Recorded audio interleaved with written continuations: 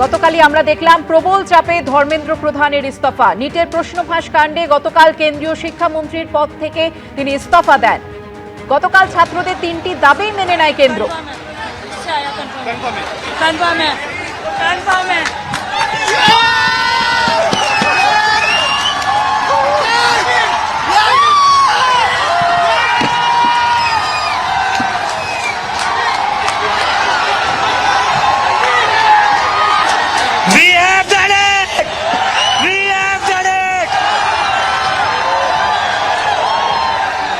धर्मेंद्र प्रधान ने रिजाइन कर दिया है।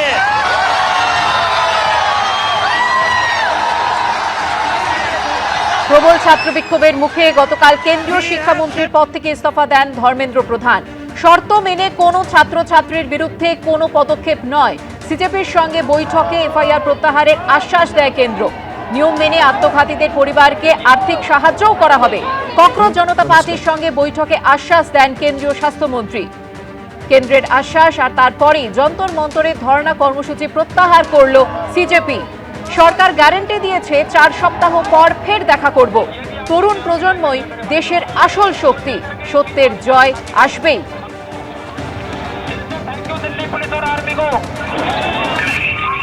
কেন্দ্রীয় শিক্ষামন্ত্রীর পদ থেকে ইস্তফা দেওয়ার পর যে চিঠি লিখেছেন ধর্মেন্দ্র প্রধান, সেই চিঠিতে তিনি লিখেছেন, আমি 4 দশকেরও বেশি সময় ধরে ছাত্র, শিক্ষক এবং শিক্ষা সংস্কারের প্রতি নিবেদিত প্রাণ।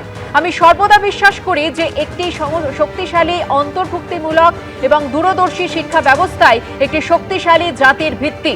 আমি দেশের তরুণদের আকাঙ্ক্ষা, অনুভূতি এবং ন্যায্য প্রত্যাশাকে গভীরভাবে শ্রদ্ধা করি।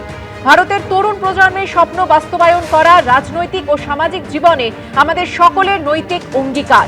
প্রধানমন্ত্রী দূরদর্শী নেতৃত্বে দেশকে সেবা করার যে সুযোগ আমি পেয়েছি, তার জন্য আমি তার প্রতি কৃতজ্ঞতা প্রকাশ করছি।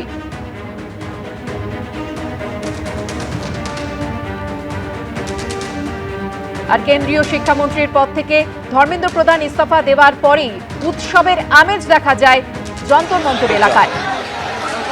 कंफर्म है, इससे आया कंफर्म है।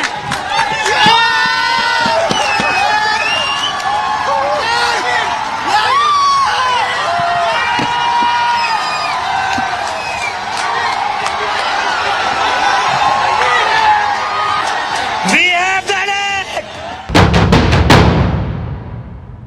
We have done it. We have done it. Dharmendra Pradhan ने रिजाइन कर दिया है। We have bloody done it. क्या कहते थे ये? क्या कहते थे? इस सरकार में इस्तीफे नहीं होते। क्या कहते थे?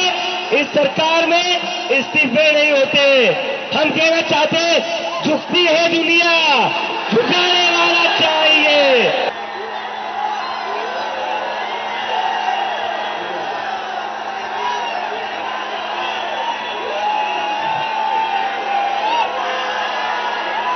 This is for them.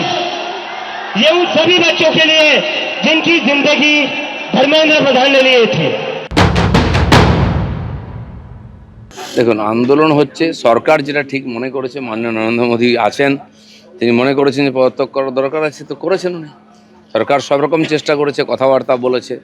অনশন ভাঙার জন্য মাননীয় নাড্ডাজি নিজে গেছেন হসপিটালে এবং বারবার মিটিং হয়েছে। তো ওদের কথাবার্তার মাধ্যমে ছাত্রদের সঙ্গে যেভাবে ব্যবহার করা উচিত, ইমোশনাল ওরা, সরকার সব রকম রাস্তা খুলেছে, ব্যবহার করেছে, তাদের দাবি মানার চেষ্টা করেছে।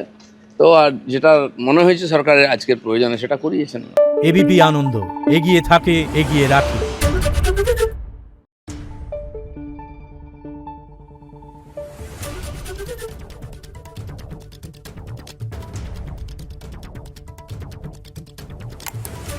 Thank you.